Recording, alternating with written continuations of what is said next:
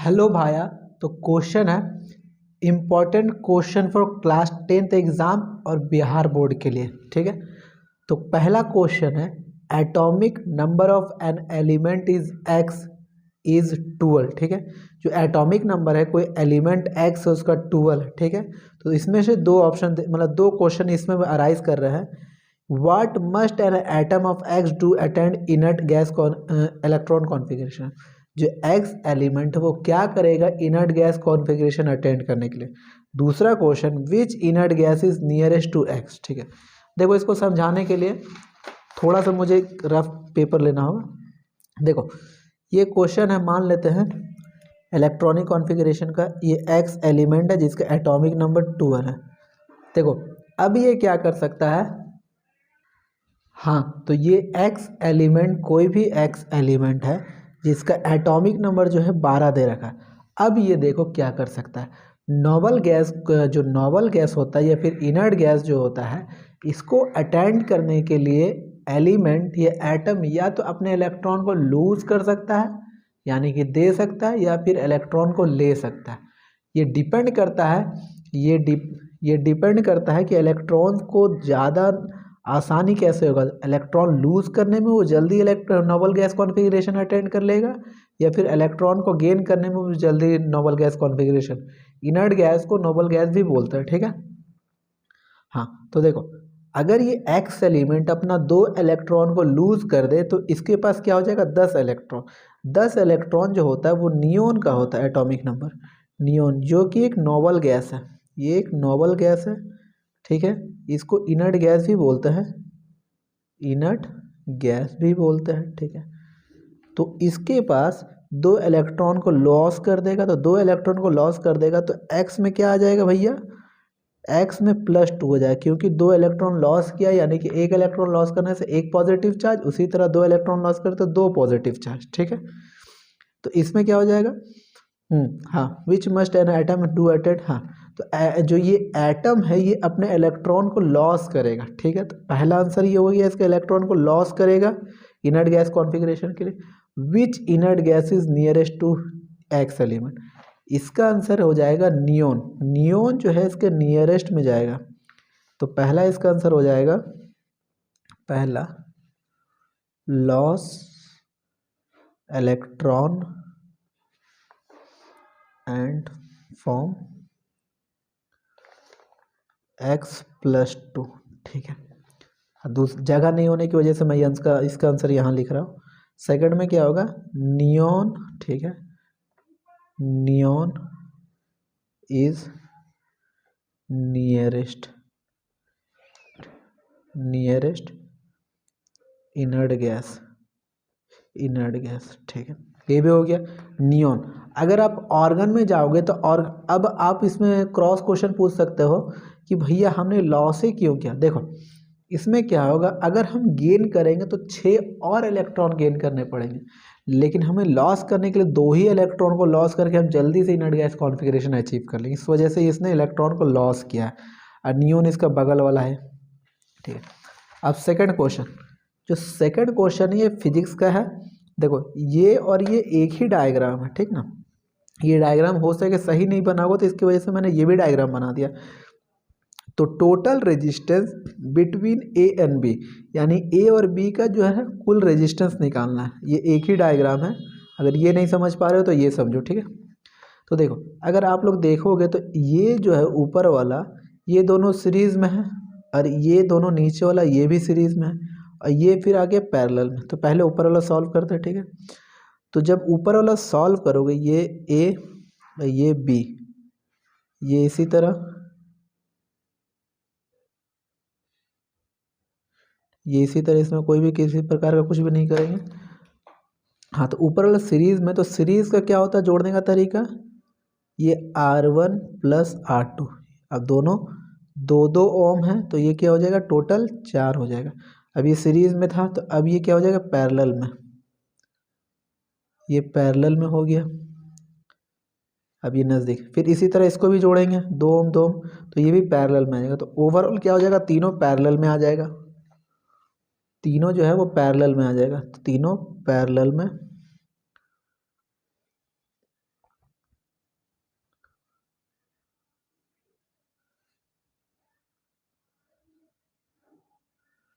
ये 4 ओम जोड़ने के बाद यहाँ 4 ओम हो गया था, यहाँ भी 4 ओम जोड़ने के बाद दो दो जोड़ेंगे तो 4 हो जाएगा, और यहाँ 2 ओम, ए और बी। अब तीनों पैरेलल में, तो पैरेलल में जोड़ने का तरीका, पैरेलल का जो फॉर्मूला होता है, जगह की फिर से जगह ना होने की वजह से यहीं लिख रहा हूँ मैं। सेकंड आंसर पैरेलल में लिखने का तरीका इस टाइप का है।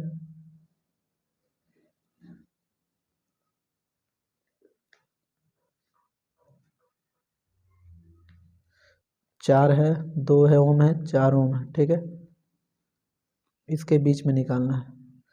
तो देखो पैरेलल में 1/r लिखते हैं बराबर 1/r1 पहले का, फिर प्लस 1/r2 दूसरे का, फिर प्लस 1/r3 तीसरे का। तो ये जो 1 है, r1 हम इसको मान रहे हैं, r2 इसको मान रहे हैं, r3 इसको मान रहे हैं। तो r1 जो है मेरा 4 हो जाएगा, r2 जो है मेरा 2 हो जाएगा, प्लस r3 जो होगा ये भी 4 हो जाएगा। अब 4 एलसीएम ले लिए, इससे 4/4 में कट गया तो 1 आया, तो 1 इंटू 1, 1 इंटू 1 1, इसको डिवाइड किया 4 से तो 2 4 मतलब 2 1 2, 2 2 4, 2 आया, 2 इंटू 1 यानी कि 2 हो जाएगा। फिर इसी तरह 4 से 4 एक बार में कट गया तो 1 इंटू 1 1 हो गया। तो ये 4/4 equal to 1r resultant, equivalent भी बोलते हैं इसको रेजिस्टेंस को, ठीक है। तो 1 हो गया, तो 1/1 हो गया। अब 1 क्रॉस मल्टीप्लाई, अच्छा एक मिनट, आर इक्विवेलेंट 1/1 हो गया। अब इसको क्रॉस मल्टीप्लाई कर देते हैं, इसको यहाँ क्रॉस इसको यहाँ करेंगे तो आर इक्विवेलेंट जो हो गया मेरा 1 आ गया ना आंसर। इसका आंसर हो गया 1 आर इक्विवेलेंट, ठीक है। यहाँ तक कोई दिक्कत नहीं है, ठीक है। ये मैंने सॉल्व कर लिया था पहले, अब इसका दूसरा पेज था जगह ना होने की वजह से। अब इसका तीसरा क्वेश्चन, आज का तीसरा question, which of the flowing not ionic in nature this compound is. जो इन ये 4 ऑप्शन दे रखे हैं, इनमें से कौन जो है आयनिक नेचर में नहीं है, ठीक है। पहला अमोनियम क्लोराइड, दूसरा कार्बन टेट्राक्लोराइड, तीसरा लिथियम क्लोराइड, चौथा कैल्शियम क्लोराइड।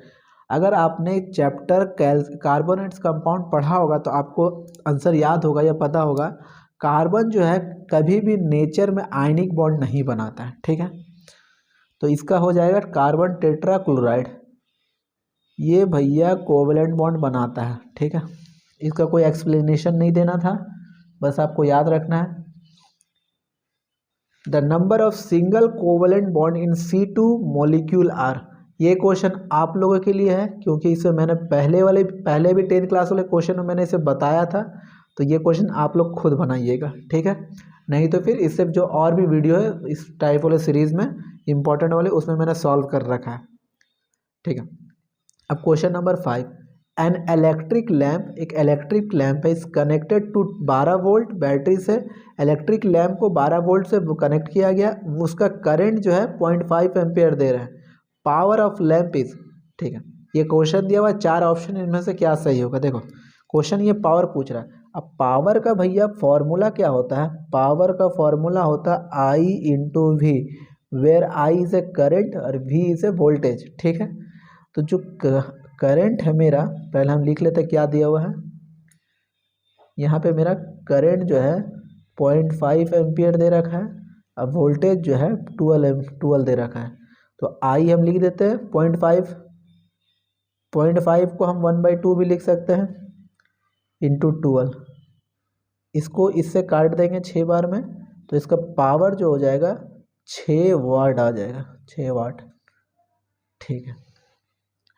0.5 को 1/2 भी लिख सकते हैं। 1/2 कैसे लिख सकते हैं, देखो ये 0.5 है, इससे डेसिमल हटाएं, 12 में 10 गया, 5 को काटें 5/2 यानी कि 5 × 5 × 10, तो 1/2 हो गया, ये भी लिख सकते हैं। तो इसी तरह 1/2 हम यहाँ लिख दिए। अब वोल्टेज जो था मेरा 12 वो भी हम लिख दिए, इससे आंसर मेरा पावर आ गया 6 वाट, तो इसका आंसर चला गया 6 वाट। तो यहाँ के लिए धन्यवाद। बाकी कुछ फीडबैक देना है तो वो भी दे सकते हैं, कुछ गलत हुआ तो वो भी आप बता सकते हैं। अगर वीडियो स्लो लग रहा है तो आप लोग फास्ट करके देख सकते हैं अपने अकॉर्डिंग, ठीक है, आपको जो अच्छा लगा, जो भी स्पीड। तो यहाँ के लिए धन्यवाद। हेलो भाया, तो स्वागत करता हूँ आज के क्वेश्चन वाले सीरीज़ में, ठीक है। Important question for class 10th, ठीक है, क्लास 10th एग्जाम। तो पहला क्वेश्चन है, name the process by which plant make food, ठीक है। वो प्रोसेस का नाम बताइए जिससे कि प्लांट भोजन बनाता है। देखो आंसर तो बता ही देंगे, ये आप लोग बता ही दोगे, पहले उसको समझ लेते हैं। देखो CO2, ठीक है, CO2 carbon dioxide plus water पानी मिल करके प्लांट ने क्या किया, लाइट एनर्जी का इस्तेमाल किया, यानी कि सूरज का लाइट एनर्जी का, और इसने क्या बना दिया, ग्लूकोज C6H12O6 प्लस ऑक्सीजन। ठीक है, इसको क्या बोलते हैं, ग्लूकोज बोलते हैं, ग्लूकोज। ठीक है, अब देखो ये जो पूरा प्रोसेस है, कार्बन डाइऑक्साइड प्लस वाटर मिल करके लाइट एनर्जी का इस्तेमाल करके जो पूरा खाना बना रही है, जो भोजन, ये जो प्रोडक्ट बन रहा है, इस पूरे प्रोसेस को हम लोग फोटोसिंथेसिस बोलते हैं। ठीक है, यही प्रोसेस से खाना बनाता है प्लांट। ठीक है, तो इसको क्या बोलते थे, फोटोसिंथेसिस। अब देखो जो इधर वाला जो चीज़ इस्तेमाल हुआ है CO2 प्लस वाटर, यानी कि पानी और कार्बन डाइऑक्साइड, इसको क्या बोलते हैं हम लोग, इनऑर्गेनिक बोलते हैं, इनऑर्गेनिक मटेरियल बोलते हैं, जो जिसका इस्तेमाल करके प्लांट अपना भोजन बनाता है। ठीक है, तो इसका आंसर चला जाएगा फोटोसिंथेसिस, फोटोसिंथेसिस। ठीक है, अब देखो दूसरा क्वेश्चन। हाँ, अगर आपसे उसी क्वेश्चन में अगर आपसे ये पूछ दे कि दो इनऑर्गेनिक मटेरियल का नाम बताइए जिससे कि प्लांट फोटोसिंथेसिस करता है, तो उसका आंसर चला जाएगा CO2 प्लस वाटर। दो का नाम लिख दीजिएगा आप लोग। ठीक है, अब दूसरा question, which of the following is an autotroph. ठीक है, इन तीन ऑप्शन में कौन है जो कि ऑटोट्रॉफ है, यानी कि अपना भोजन खुद बनाता है। टाइगर अपना भोजन खुद बनाता है? नहीं, टाइगर को आप देखोगे कभी भी शिकार करते हो तो वो अपना भोजन खुद नहीं, दूसरों का शिकार करके वो खाता है। इंसान, देखो हम लोग क्या करते हैं ना, हम लोग भी दूसरों पे ही डिपेंड करते हैं। जैसे क्या बोलते हैं, भोजन जो होता है, पेड़ पौधे हम लोग जो खाते हैं, आलू वगैरह, वो डायरेक्टली इनडायरेक्टली हम लोग नहीं उगाते हैं, वो तो खुद उगता है अपना कुछ प्रोसेस से। ठीक है, तो हम लोग रेडीमेड ला के बना के खाते हैं, तो वो एक टाइप का रेडीमेड हो। लेकिन प्लांट जो है वो अपना भोजन स्वयं बनाता है। ठीक है, तो इसका आंसर चला जाएगा प्लांट। ठीक है, अब देखो मैं जो इंसान होते हैं, इंसान क्या होता है, चिकन वगैरह भी खाते हैं। ठीक है, अंडा वगैरह ये खाते हैं, तो ये सारी चीज़ रेडीमेड होता है। ठीक है, और जो हम लोग खाते हैं, क्या बोलते हैं, सब्जी जो भी खाते हैं वो रेडीमेड रहता है, हम लोग खुद से नहीं बनाते। ये मत सोचिएगा हम लोग खुद से उगाते हैं, वो नहीं, वो ऑलरेडी सीड के फॉर्म में रहता है, हम लोग बस उसको ग्रो करवाते हैं। ठीक है, तो इसका आंसर तीसरा, इसका प्लांट चला जाएगा इसका आंसर। ठीक है, और तीसरा question, refractive index of water is. जो रिफ्रैक्टिव इंडेक्स जो होता है वाटर का क्या होता है, इसको आपको याद रखना पड़ेगा। इसका आंसर होता है 1.33। ठीक है, ठीक है, अब आ जाते हैं, speed of light in air is. जो स्पीड जो होता है लाइट का वो एयर में कितना होता है।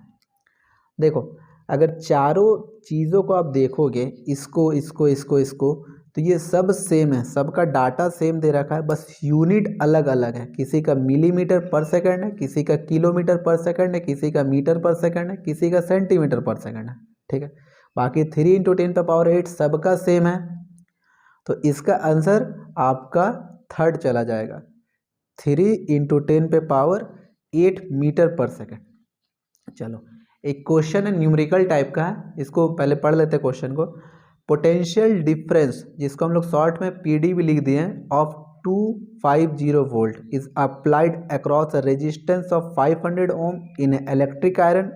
कैलकुलेट करो करंट और हीट एनर्जी जो प्रोड्यूस हुआ है जूल में हर 10 सेकंड इन 10 सेकंड में। ठीक है, तो देखो इसमें क्या दे रखा है नहीं दे रखा है वो हम लोग सब निकाल लेंगे, उसके बाद कंक्लूजन क्या निकालना है, हमें कैलकुलेट करना है करंट को और हीट एनर्जी को। ठीक है, तो इसमें जो जो चीज़ दे रखा है, तो देखो क्वेश्चन जो दे रखा था ये वाला, इसमें हमारा पोटेंशियल डिफरेंस यानी कि वोल्टेज दे रखा था 250, तो हमने यहाँ पे क्या किया, वोल्टेज को लिख लिया 250। ठीक है, अब फिर से यहाँ पे क्या दे रखा है, रेजिस्टेंस दे रखा है, रेजिस्टेंस 500 ओम दे रखा है, तो हमने रेजिस्टेंस यहाँ पे लिख लिया 500 ओम। हमें क्या निकालना है, करंट निकालना है और हीट ऑफ एनर्जी निकालना है हर 10 सेकंड, मतलब 10 सेकंड में, ठीक है। तो अब इसको हम निकालते हैं, ठीक है। पहला करंट, तो करंट का जो फॉर्मूला होता है, करंट बराबर V/R होता है, सबको पता है।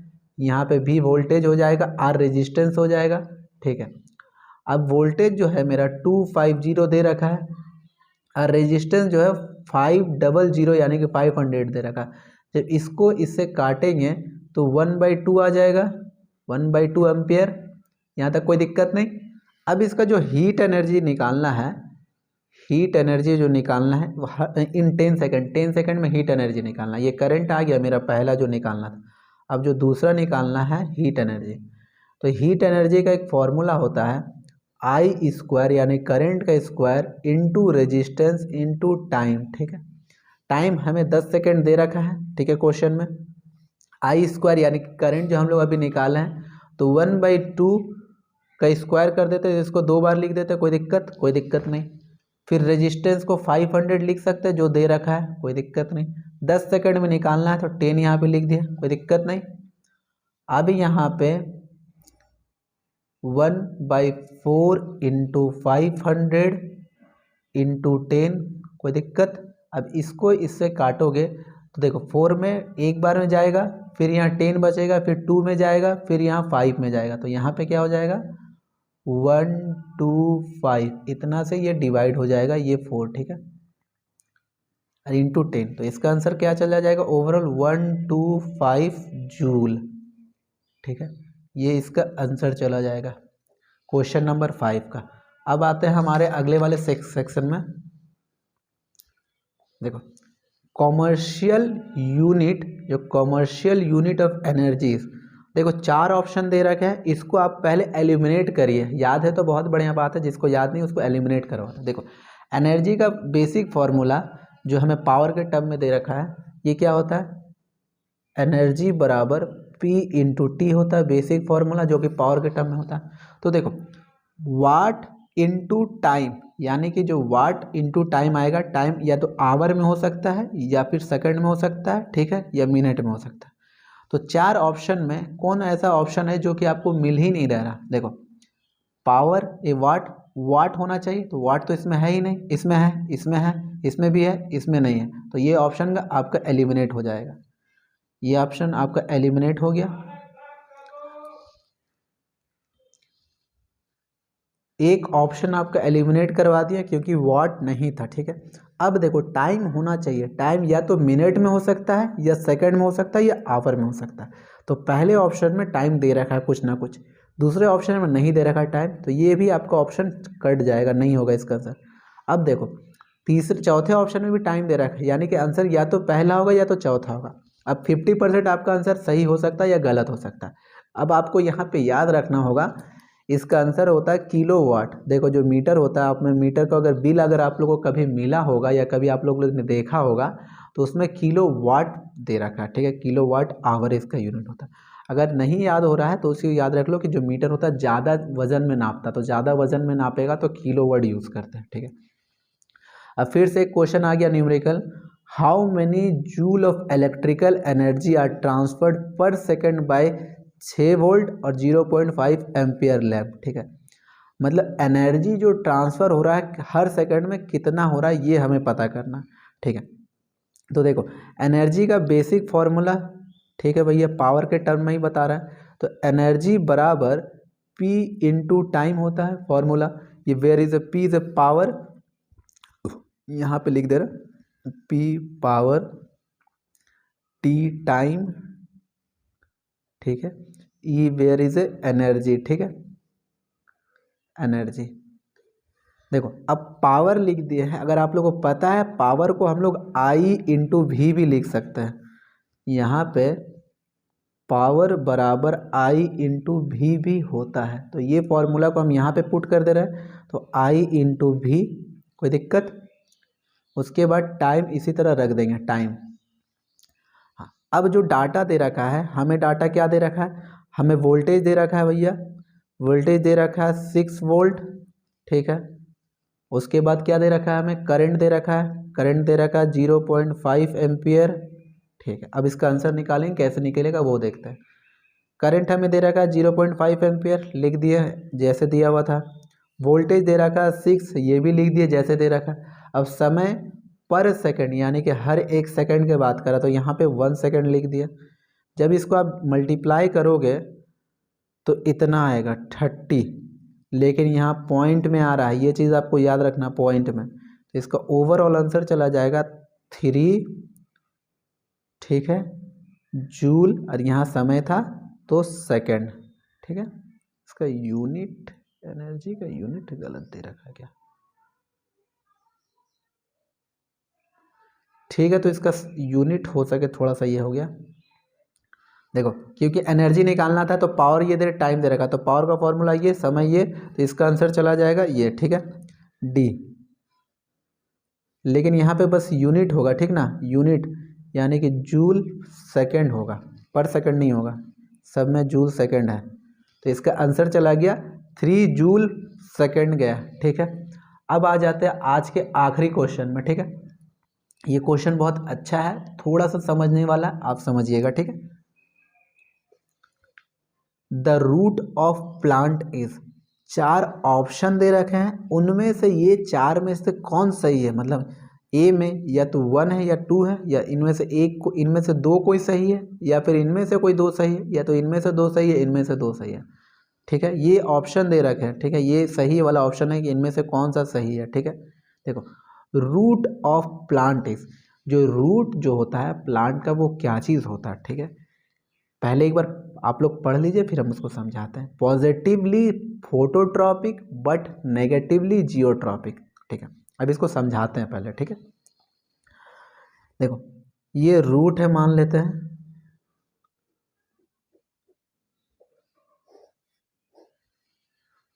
ठीक है, ये प्लांट का रूट है, ठीक है।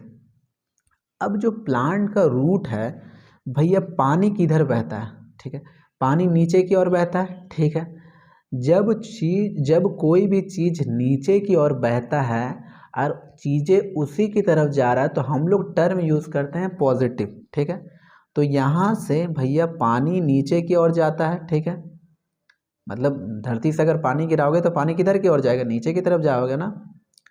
तो जो चीज़ जिस रास्ते में जाती है, जैसे कि हम इस रास्ते, पानी इस रास्ते से जा रही है, अगर हम इसी रास्ते से जाएंगे तो हमारे लिए एक टर्म क्या होगा, क्या यूज़ करेंगे हम लोग, पॉजिटिव टर्म यूज़ करेंगे, मतलब जो चीज़ जिस रास्ते में जा रही है उसी रास्ते में जाएगी तो पॉजिटिव।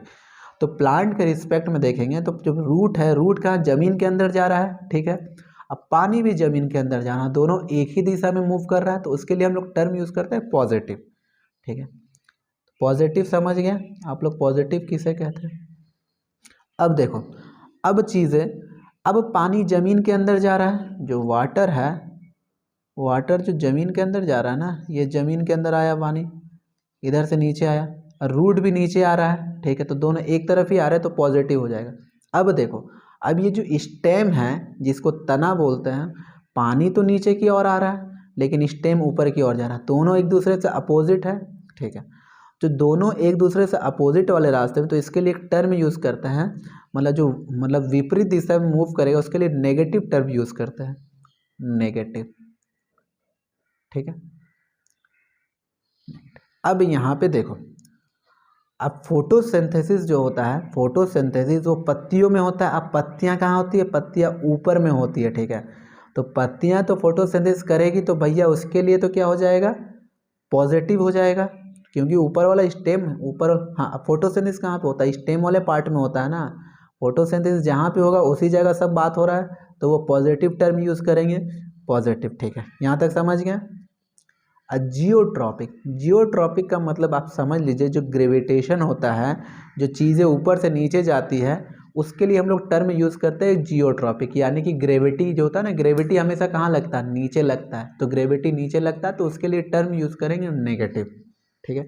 इतना समझ गए हैं तो अब आप लोग को क्वेश्चन को समझाते हैं, ठीक है। देखो पहला ऑप्शन क्या है, पॉजिटिवली फोटोट्रॉपिक, जो रूट होता है वो पॉजिटिवली फोटोट्रॉपिक होता है, नहीं भैया, रूट में खाना थोड़ी बनता है, खाना तो ऊपर पत्तियों में बनता है, ठीक है, रूट में खाना नहीं बनता। तो उस हिसाब से ये नेगेटिवली फोटोट्रॉपिक होता है। अगर रूट में खाना बनता भी तो मान के चलो नेगेटिव नीचे की ओर होता है। बट नेगेटिव जियोट्रॉपिक, देखो पॉजिटिवली फोटोट्रॉपिक नहीं हुआ, उसके हिसाब से ये ऑप्शन ही एलिमिनेट हो गया, ठीक है। बट नेगेटिव जियोट्रॉफी, ये बात सही है कि जो जो नीचे जो ग्रेविटेशन जो है वो जी वो हमेशा नीचे लगता है, तो रूट के लिए भी वो नीचे ही लगेगा और रूट भी नीचे की ही और है, तो नेगेटिव जियोट्रॉफी ये सही है। लेकिन ये पॉजिटिवली फोटोट्रॉपिक गलत है, जिसकी वजह से ये आंसर आपका नहीं होगा। हाँ, अब positively geotropic but negatively phototropic root के लिए देखो बात सही है, जो रूट है वो भी नीचे जा रहा है और जो ग्रेविटी है वो भी नीचे लग रहा है, तो दोनों एक ही रास्ता में, जिसके लिए हम लोग टर्म यूज़ कर रहे हैं क्या, पॉजिटिव। तो पॉजिटिव जियोट्रॉपिक सही है और नेगेटिवली फोटोट्रॉपिक ये भी बात सही है। कैसे, खाना ऊपर बन रहा है नीचे तो नहीं बन रहा है, तो उसके लिए हम लोग खाना नीचे नहीं बन रहा है, तो हम लोग खाना रूट में नहीं बन रहा तो नहीं बन रहा है, और खाना ऊपर बन रहा, दोनों ऊपर दिशा एक दूसरे के उल्टा उल्टा दिशा में है, तो नेगेटिव यूज़ कर रहे हैं।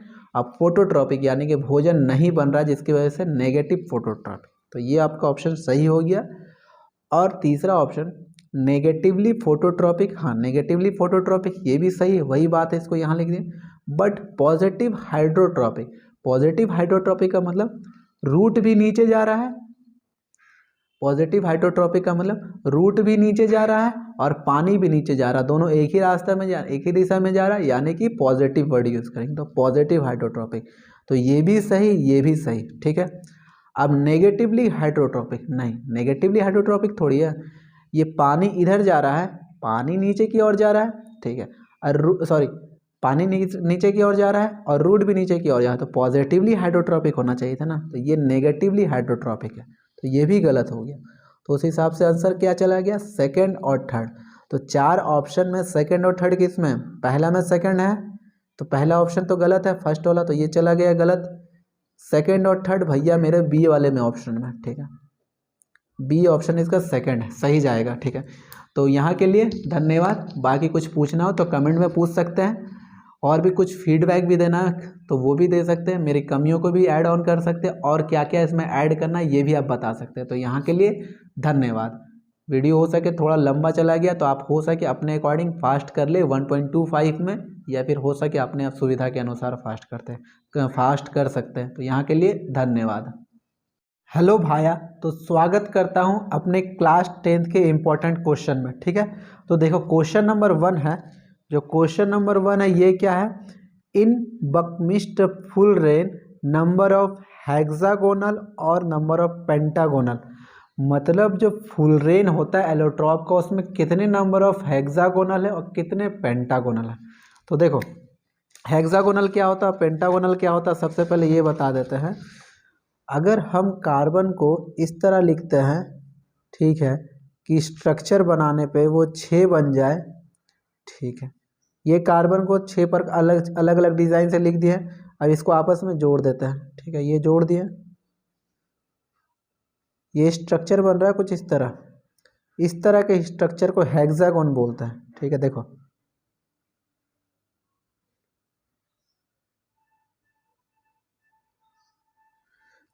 1 2 3 4 5 6 को हेक्सागोन बोलते हैं, 6 कार्बन को मिला हुआ है, तो ये सर्कल में बना रहा है, इसी के लिए इसको साइक्लिक हेक्सागोन बोलते हैं, ठीक है, इसको लिए हेक्सागोनल बोलते हैं। अब पेंटागोनल इसी तरह होगा, 5 कार्बन का, 1 2 3, ठीक है, ये 4 ये 5, ठीक है, 1 2 3 4 5, 5 कार्बन मिलके बना है, ये 5 को पेंटा बोलते हैं, तो पेंटा। अब इसको बताते हैं, उसी तरह फुलरेन में 20 हेक्सागोनल होते हैं। देखो हेक्सा ज़्यादा होता है तो इसका सर्कल भी ज़्यादा होगा, यानी कि 20 हेक्सागोन होंगे और 12 पेंटागोन होंगे, ठीक है। अब क्वेश्चन नंबर दूसरा, ठीक है, which of the following molecule is called buckminsterfullerene. देखो किसको बकमिस्टर फुलरेन बोलते हैं, ठीक है, C19 को, C120 को, C70 को, C60 को। तो इसका आंसर जो है इसका आंसर C60 चला जाएगा। C60 को हम लोग बकमिस्टर फुलरेन बोलते हैं। अब right the structure formula of butane, ठीक है, ब्यूटेन का स्ट्रक्चर फॉर्मूला लिखिए, ठीक है। देखो ब्यूटेन का स्ट्रक्चर फॉर्मूला लिखने से पहले देखो एक चीज़ याद रखिएगा आप लोग, METH, ठीक है, मीथेन, ठीक है। देखो ये जो मीथ है इसको कार्बन नंबर 1 के लिए इस्तेमाल करते हैं। अगर एक कार्बन है तो इसके लिए मीथ यूज़ करते हैं।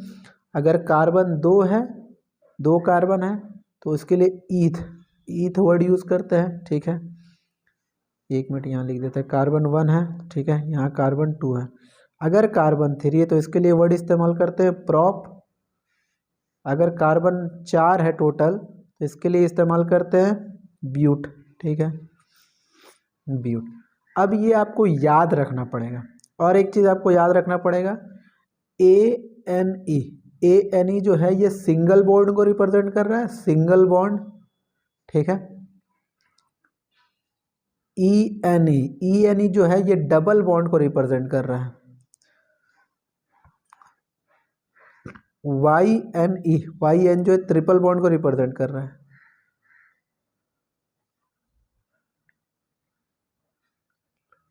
बॉन्ड, ठीक है, ये आपको याद रखना पड़ेगा, चाहे मैं बताऊं या कोई भी बताए आपको, ठीक है। हाँ, तो ये आ जाता है अपने स्ट्रक्चर बनाना। इसका स्ट्रक्चर बना, देखो ब्यूटेन है तो ब्यूटेन को हम बोलोगे 1 2 3 4, 4 कार्बन है, 4 कार्बन के लिए हम लोग क्या वर्ड यूज़ करते हैं, ब्यूट, ठीक है। तो ब्यूट के लिए हम C4 लिख सकते हैं, C4 लिख दिए। अरे ANE यानी कि सिंगल बॉन्ड, सिंगल बॉन्ड के लिए हमको मिलाना हो तो C4H10 होगा। ये आपको याद रखना पड़ेगा, ये याद क्या ये होता है। अब इसका हम फॉर्मूला लिखते हैं, मतलब इसका डायग्राम बनाते हैं। देखो 4 कार्बन है तो 4 कार्बन इस तरह लिख दिया क्योंकि सिंगल बॉन्ड है, 1 2 3 4। कार्बन का 4 वैलेंसी होता है, यानी कि हर एक कार्बन और दूसरे 4 के साथ बॉन्ड बनाएगा। तो ये कार्बन इसके साथ एक बॉन्ड बना लिया तो और 3 के साथ बनाएगा। तो यहाँ एक हाइड्रोजन के साथ बनाया, यहाँ एक हाइड्रोजन के साथ बनाया, यहाँ एक हाइड्रोजन के साथ बनाया, तो ये हाइड्रोजन लिख दें, हाइड्रोजन लिख दिए, इसी तरह हाइड्रोजन लिख दिए। अब देखो ये कार्बन के बारे में, ये एक इसके इस कार्बन के साथ एक बॉन्ड बनाया, ये इसके एक साथ कार्बन के साथ बॉन्ड बनाया, बाकी और 2 बना सकता है, इसका 4 वैलेंसी होता है। तो यहाँ एक हाइड्रोजन 3 हो गया, यहाँ एक हाइड्रोजन 4, इसी तरह ये भी बनाएगा 4, यहाँ 1 है और 3 के साथ बनाएगा तो 3 हाइड्रोजन, ठीक है। सबका 4 वैलेंसी हो गया। देखो कार्बन का 1 बॉन्ड 2 बॉन्ड 3 बॉन्ड 4 बॉन्ड, यानी कि 4 के साथ बॉन्ड बना लिया। इसी तरह ये कार्बन में ये 1 बॉन्ड, ये 1 बॉन्ड 2, ये 1 बॉन्ड 3, ये 1 बॉन्ड 4। इसी तरह ये कार्बन का 1 2 3 4, इसका भी हो जाएगा। अब आ जाते हैं अपने नेक्स्ट क्वेश्चन में, ठीक है। Which allotrope of carbon is used as lubricant at high temperature is dash. कौन सा एलोट्रॉप है जो कार्बन का हम लोग हाई टेम्परेचर में उसे लुब्रिकेंट की तरह इस्तेमाल करते हैं। तो इसका एक डायमंड है, ग्रेफाइट है, फ्लोरेन है, इनमें से किसका इस्तेमाल करता है लुब्रिकेंट की तरह। तो ग्रेफाइट को हम लोग इस्तेमाल करते हैं हाई टेम्परेचर में लुब्रिकेंट की तरह, ठीक है। General formula CnH2n is dash. General formula किसका होता है ये, तो ये जनरल फॉर्मूला होता है एल्कीन का, ठीक है। इसको मैं समझाऊंगा दूसरे टॉपिक में। हालांकि ethyne has dash carbon hydrogen single bond. Question ये बोलना चाह रहा है जो इथाइन होता है उसके पास कार्बन और हाइड्रोजन का सिंगल बॉन्ड कितना है, 2 है, 3 है, 4 है। तो इसको डायग्राम के थ्रू से बनाते हैं। देखो इथाइन, ईथ का मतलब होता है 2, ये बताया था मैंने अभी जस्ट, ईथ का मतलब होता है 2। तो इथाइन, ईथ का मतलब होता है 2, 2 यानी कि 2 कार्बन। YN का मतलब होता है ट्रिपल बॉन्ड, यानी कि 3 बॉन्ड होगा। अब 2 कार्बन है, C2 लिख दिए, और क्या बोलते हैं ट्रिपल बॉन्ड है तो उसके हिसाब से हम इसका ये लिखेंगे। तो अब देखो 1 कार्बन लिख दिए, दूसरा कार्बन है, दूसरे कार्बन के बीच में ट्रिपल बॉन्ड होगा, 1 2 3। अब हर एक कार्बन 4 वैलेंसी बना सकता है, तो 1 2 3, 3 के साथ ऑलरेडी बनाया हो तो चौथा एक हाइड्रोजन आ जाएगा इसके जगह, तो हाइड्रोजन आया। फिर इसके वाले केस में फिर यही होगा, 1 2 3 के साथ बना लिया, एक और बनाएगा तो एक हाइड्रोजन। तो अब देखो जो कार्बन और हाइड्रोजन के बीच कैसा सिंगल बॉन्ड है भैया, कार्बन और हाइड्रोजन के बीच जो सिंगल बॉन्ड है ये एक हो गया और ये एक हो गया, तो 2 हुआ ना, नंबर में 2 हुआ। कार्बन और हाइड्रोजन के बीच सिंगल बॉन्ड एक ये हो गया और एक ये हो गया, यानी कि 2 हो गया। इसकी बात नहीं कर रहा ट्रिपल बॉन्ड की, सिंगल बॉन्ड की बात कर रहा है। तो इसका आंसर चला जाएगा, इसका आंसर चला जाएगा 2, 2 होता है 2, ठीक है। Ethene and ethyne are example of dash hydrocarbon. जो इथीन और इथाइन है वो किसका एग्जाम्पल है हाइड्रोकार्बन का, सेचुरेटेड और अनसेचुरेटेड हाइड्रोकार्बन का। देखो सबसे पहले इथीन और इथाइन में क्या होता है, डबल बॉन्ड होता है, ट्रिपल बॉन्ड होता है। देखो कार्बन कार्बन के बीच, ये कार्बन और ये कार्बन के बीच में अगर सिंगल बॉन्ड है, जो इसको बोलते हैं ना, ये डंडा टाइप का जो ये लकड़ी टाइप का है, इसको बोलते हैं हम लोग सिंगल बॉन्ड, ठीक है। अगर ये सिंगल बॉन्ड है तो ये सेचुरेटेड होगा, ठीक है। अगर इसी तरह कार्बन कार्बन के बीच में एक सिंगल बॉन्ड और एक और आ जाए 2, या फिर कार्बन कार्बन के बीच में 3 डंडा आ जाए 1 2 3, तो इसको क्या बोलते हैं, अनसेचुरेटेड बॉन्ड बोलते हैं, अनसेचुरेटेड। लेकिन ये कार्बन कार्बन के लिए ही रिस्पेक्ट में। तो देखो इथीन और इथाइन में क्या आ जाता है ना, इथीन का फॉर्मूला ये हो जाता है, ये हो गया आपका इथीन, ये हो गया आपका इथाइन। तो इथाइन और इथीन में डबल बॉन्ड और ट्रिपल बॉन्ड है, डबल बॉन्ड और ट्रिपल बॉन्ड को हम लोग क्या बोल रहे हैं, अनसेचुरेटेड। तो इसका आंसर चला जाएगा अनसेचुरेटेड, अनसेचुरेटेड इसका आंसर चला जाएगा। अब आ जाते हैं क्वेश्चन नंबर 9 में, carbon compound having usually dash melting point and boiling point because they are dash in nature. देखो पहला फिल इन द ब्लैंक्स के लिए 2 ऑप्शन है, एक हाई होता है और एक लो होता है। जो कार्बन कंपाउंड है उसका मेल्टिंग पॉइंट हाई होगा कि लो होगा, ठीक है। और दूसरा फिल इन द ब्लैंक्स के लिए वो या कोवेलेंट बॉन्ड बनाता है या फिर आयनिक बॉन्ड बनाता है, ठीक है। तो देखो कार्बन कंपाउंड का जनरली लो मेल्टिंग पॉइंट और बॉइलिंग पॉइंट होता है, ठीक है। और ये कोवेलेंट बॉन्ड बनाता है, कोवेलेंट बॉन्ड बनाता है, तो इसका आंसर ये कोवेलेंट चला जाएगा। यानी कि पहला फिल इन द ब्लैंक्स में ये लो जाएगा, ठीक है, दूसरा में ये कोवेलेंट हो जाएगा। हाँ अब आ जाते हैं IUPAC नेम फॉर C2H6।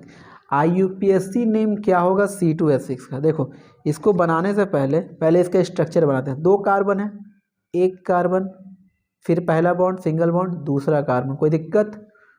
अब एक कार्बन 4 और दूसरे के साथ मिलकर बॉन्ड बनाता है, तो ये एक तो बॉन्ड बना लिया, ठीक है, बाकी 3 के साथ और बनाएगा। तो यहाँ पे एक हाइड्रोजन लिख सकते हैं, यहाँ पे भी एक हाइड्रोजन लिख सकते हैं, यहाँ पे भी एक हाइड्रोजन लिख सकते हैं, ठीक है। इसी तरह ये भी 4 बनाएगा, एक बना चुका और 3 बनाएगा, तो यहाँ एक हाइड्रोजन 2 हो गया टोटल, यहाँ 3 हो गया, ये लेके 4।